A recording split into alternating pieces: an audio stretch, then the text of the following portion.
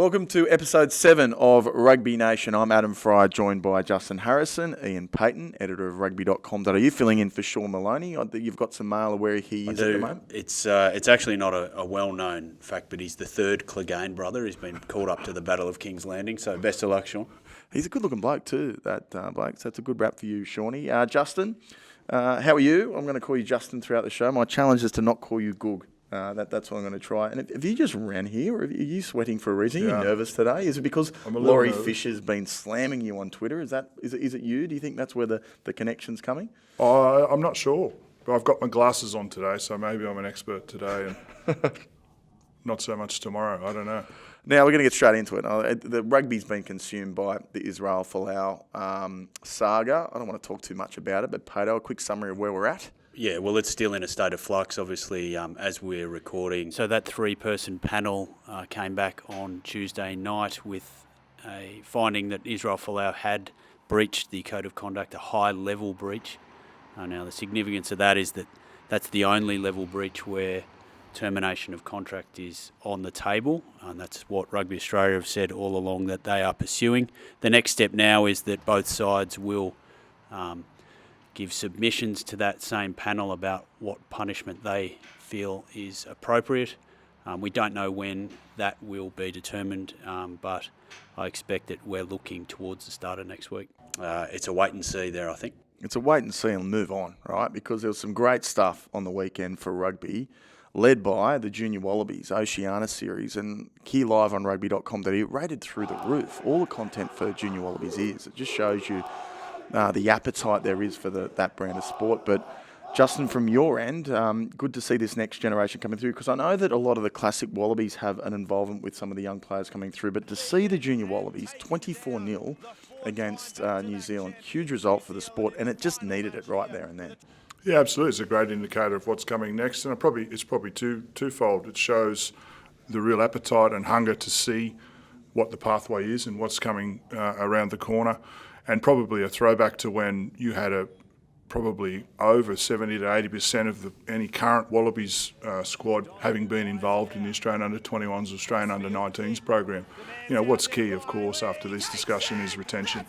Make sure that we're giving these players a pathway to stay involved with that golden thread. And speaking to Stephen Larkham, the few times that he does answer the phone calls that I put in, he's reassured me that nearly all of those players are committed to Australian rugby franchises or academy programs. And important to note also that Stephen Bernie Larkham has been involved with that under-20 squad. So that's a powerful coaching structure that they've got and clearly reaping rewards on the field. Yeah, well, there's a good background a piece on all those guys on Rugby.com.au explains exactly where they are. And you're right, Goog, that they are all tied up with academy systems, have been for a while. There's some really good work being done in that space. Jason Gilmore's done a terrific job. The big factor behind this victory, I think, and let's hope some optimism heading towards the Junior World Championship, is that they changed the system last year and instituted an under-19s national championship. The team was picked out of that squad. A large squad was picked out of the URC. Was picked out of that tournament at the end of last year, and that squad, it was started out a squad of 55, pardon me. They've been training since, so that's been a very long preparation, and the difference being obviously in the past we've had these under-20s teams thrown together a couple of weeks before Oceania, and then you're on the doorstep of the World Championships, and oftentimes you'll get Super Rugby guys slotting back in mid-tournament, so there's just no chance for any cohesion. But we're starting to see, as we said recently, that's not a team with superstar names yet, but they are a far better prepared team. You've got to say, going to that World Cup, that Junior World Cup, they're in a good position to do well. Just we'll go through some of the stars of that tournament, just not of that game, but do you think the word academy lost its gloss over the last 10 years?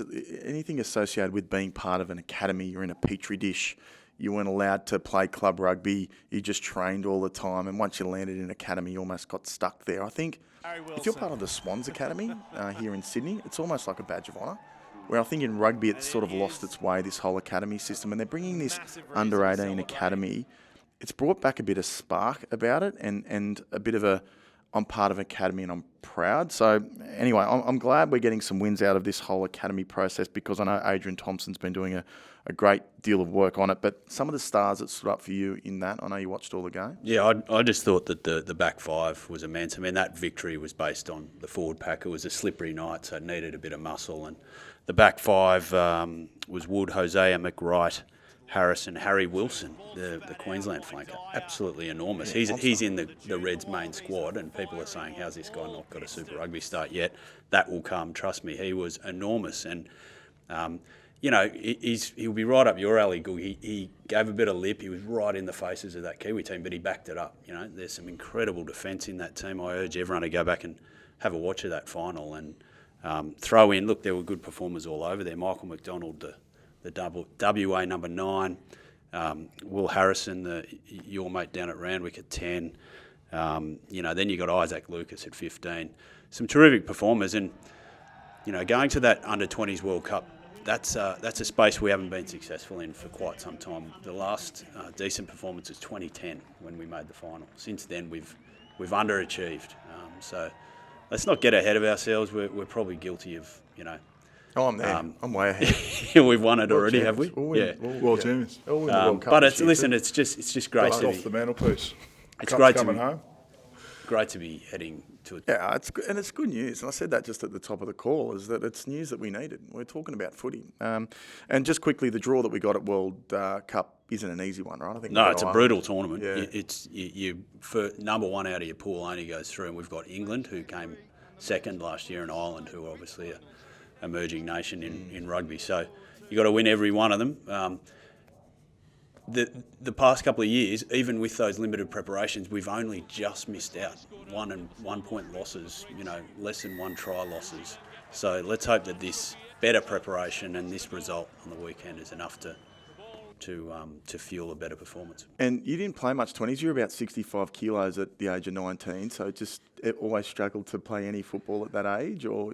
I didn't play rugby at all until I was 19, Adam. Then I had a meteoric rise. That's right. It's different to what you've had as a growth pattern. What were you doing in career before? and growing? What were you doing before that? Staying alive. I was brought up in the Northern Territory, so. Yeah. But this squad, just quickly, we'll probably close out the squad. But importantly, I think also having priority. Australian under-20s takes precedence over Super Rugby. That's true. So let's make sure that this squad stays intact through to tournament stage, Yep. and give them a chance to develop those combinations that we know are going to be very important moving forward for Australian rugby. Yeah, well, they have put rules in place, and so the likes of Isaac Lucas will be staying with this squad and not going back to Super Rugby. Yeah, well, he's going to juggle 2 massive roles, right? Reds last weekend against the Sunwolves. All of a sudden, the Reds are a contender, right? They can win the Australian Conference. The way that pool is now been positioned. Well, anyone can. Anyone can, but we were talking about the Reds winning the wooden spoon. So Brad Thorne's doing some great things there, and a lot of those kids playing in that 20s team are going to be part of that Reds program. But let's talk about the Sunwolves. Not the most spectacular game to watch, but that's a game that the Reds could have potentially dropped in years past. So a good one for them, just to make sure they stay at the top of that Australian Conference or in that sort of vicinity. Yeah, there were more cards in World Series poker. Angus Gardner had them out. I got a theory on that. I don't mind actually seeing a lot of cards, but I mean that helped. Let's be honest. The Sunwolves were down a man for at least one man for a good period of the game. So the Reds ground it out. No doubt about that. They've got the ability to grind out results. Looking ahead, Samu Karevi still hasn't had any time off with the Wallabies rest and rotation period, so that is looking like it may be this week. I'll tell you a guy that I'm really impressed with in that Reds team is Chris Fa'ai-Sortia. Yeah, but he's been a player that's been there or thereabouts, but hasn't really found his groove. He's injured. Some injuries. Yeah, played tests. He's a superb player. He was one of these people that everyone talked about back in the day when he was at school in Brisbane. But listen, he's just doing a great job there at 13 up for the Reds, and he's a great foil for Samu Karevi. And something that you were very good at, Justin, when you played is getting sin binned and banned and carded.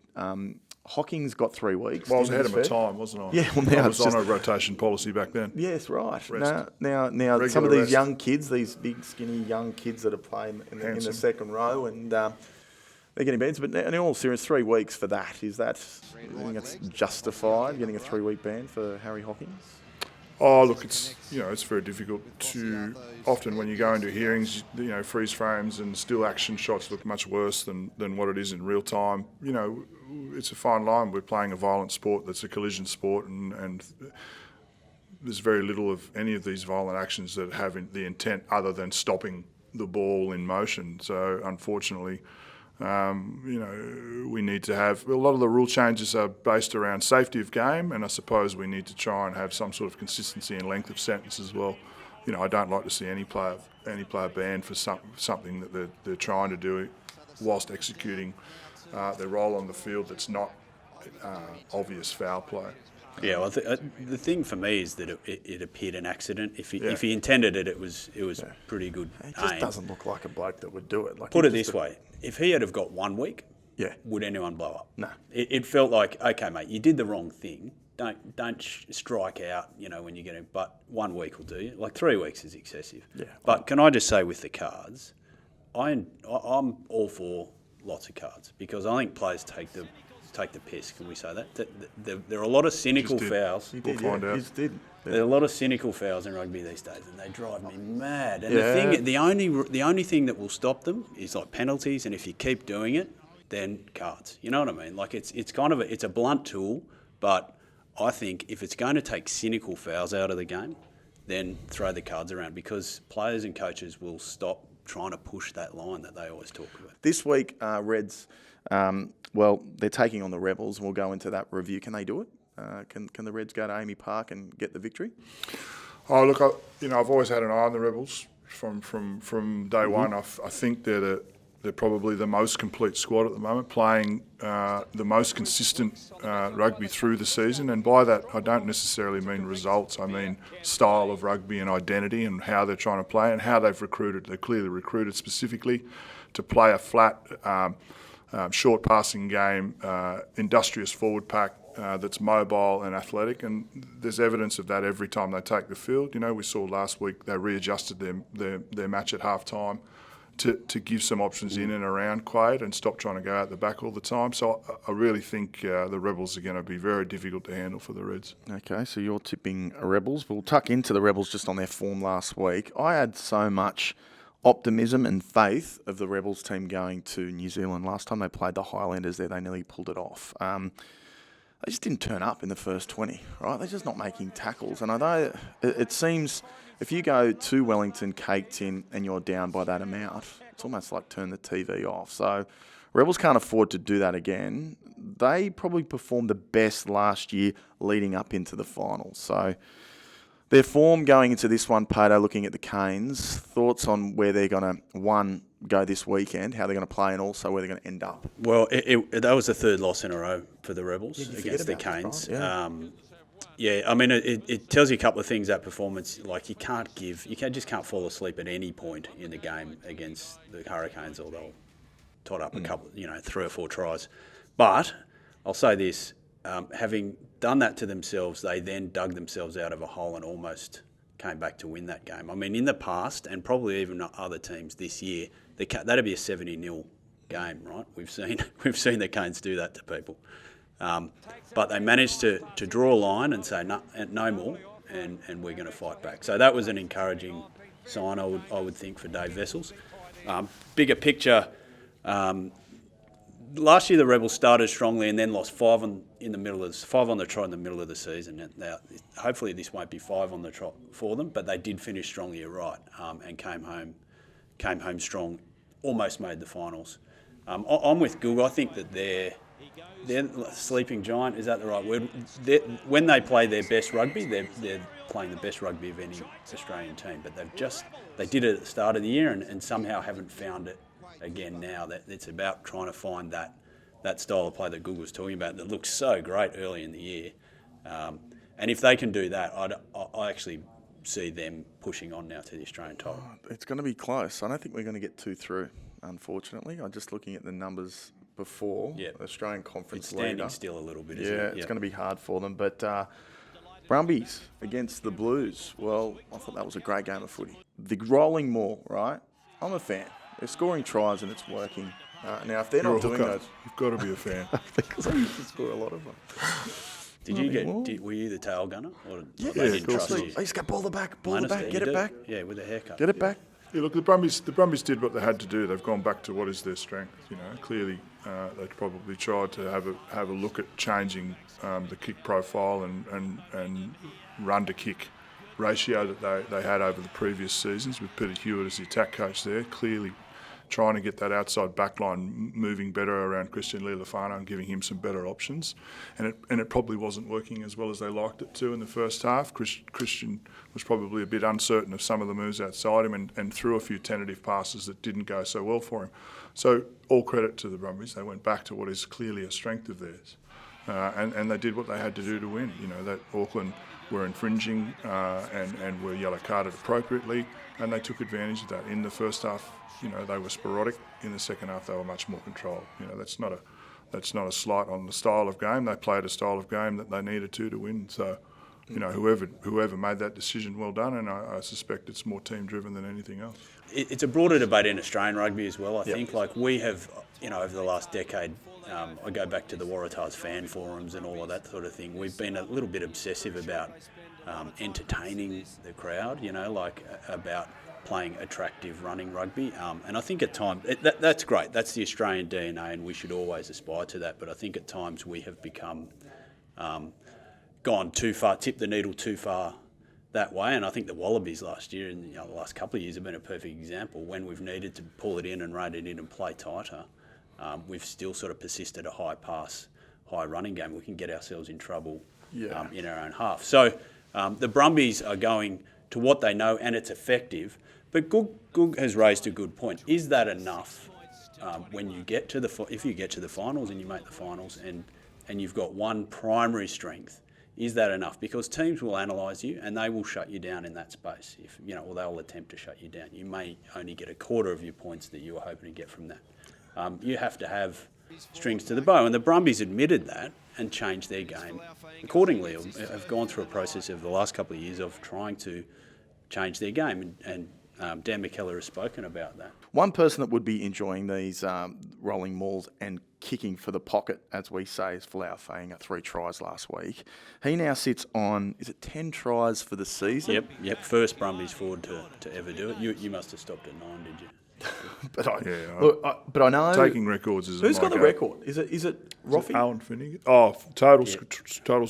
Yeah, Roffey. Roffey. Okay. So how many has he got? So in 1997, he scored 15 tries. So that was that's probably a good place to chuck the flashback in. Well, that's a segue for a flashback. Let's do it. Segue So Joe Roth for the trough. Looking at his performance, he was a great player. But would you say Goog one of the best, well-rounded players on and off the field? Tried the little grubber kick, picked up by George Smith, and now Bartholomew's! Roth's there! Roth! He's got the record! Joe Roth, that surely has won the title for the Brumbies.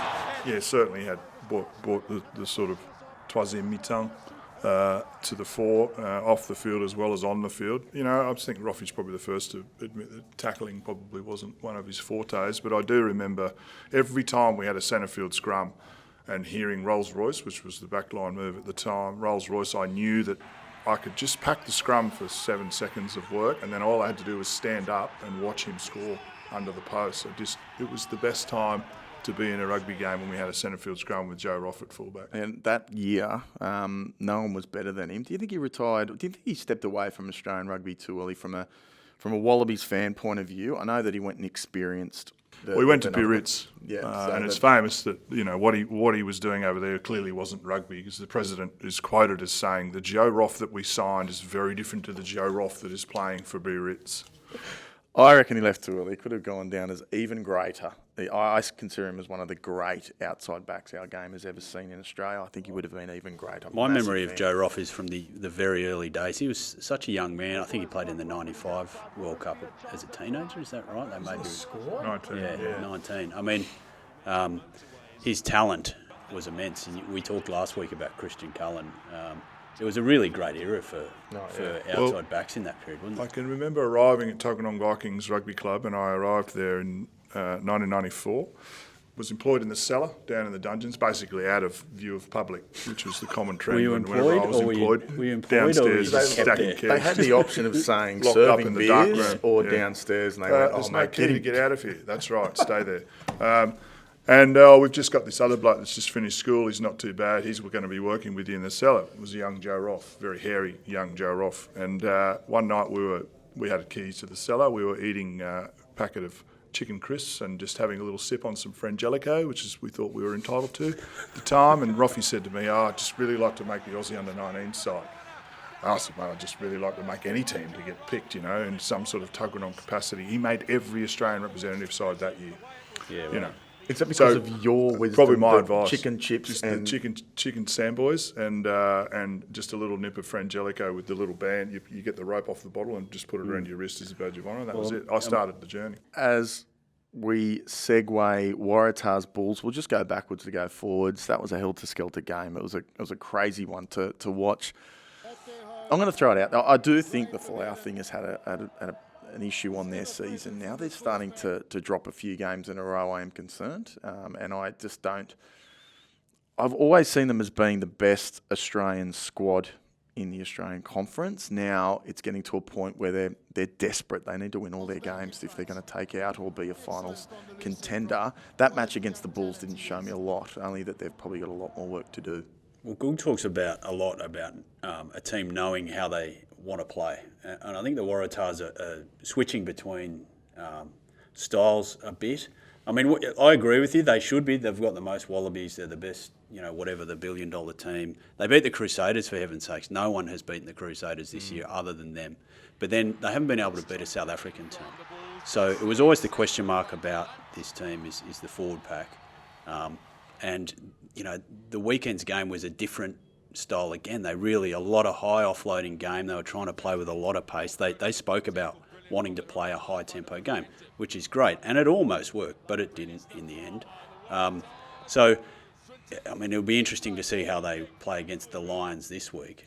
Because they have to win it, because going over on tour, I'm sure they would have wanted to win both games. But if you go over and win one and come back home, that home stretch, that's almost a pass mark that can make you continue. Well, it is a pass mark this year. 5 points is a pass mark from Africa because the Reds and the Brumbies have already done it, right? Yeah, so they got a bonus point on the weekend. They have to bring home a win this weekend. They've got the advantage of having stayed at altitude, which is a rare thing. They've got the Bulls line swing, so they're not dealing with the burning lungs this week, which might be an advantage for them. But Google, be keen to get your take on that pack issue, because they seem to just not be able to stand up to the African packs. Their scrum got pushed around until Tom Robertson came on the weekend.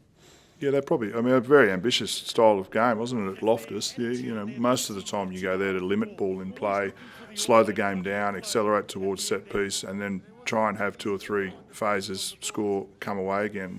The game plan probably needs to be commended for what the style of game that they tried to play. Release some of their outside backs. They're clearly a mobile forward pack, and that's probably what's most disappointing about their performance against the Sharks. And in contact situations in the Bulls, there was a lot of direct contact, a lot of big impacts, a lot of T-bone tackles, instead of looking for soft shoulders and continuing that sort of giving the opportunity for Kurtley Beale and Nick Phipps, those blokes, to have one-on-one opportunities. Some of the more successful teams in the Super Comp this year are great at creating genuine one-on-one competition on the field. I just think the Waratahs are confused in the style of game that's going to get them into winning positions to remain consistent on the field for 80 minutes. Sukopi Kepu on the out as far as leaving at the end of the year, which feels like that's a new Australian franchise there, the London Irish. A lot of players going there. London, Australia. Yeah, well, Les Kiss is in charge over there, so he knows what he likes. He's already signed up Nick Phipps and Curtis Rona. And if you believe the mail, Adam Coleman is going to be there as well. So, that's... I don't necessarily mind. Keps has given, over a decade service to Australian rugby.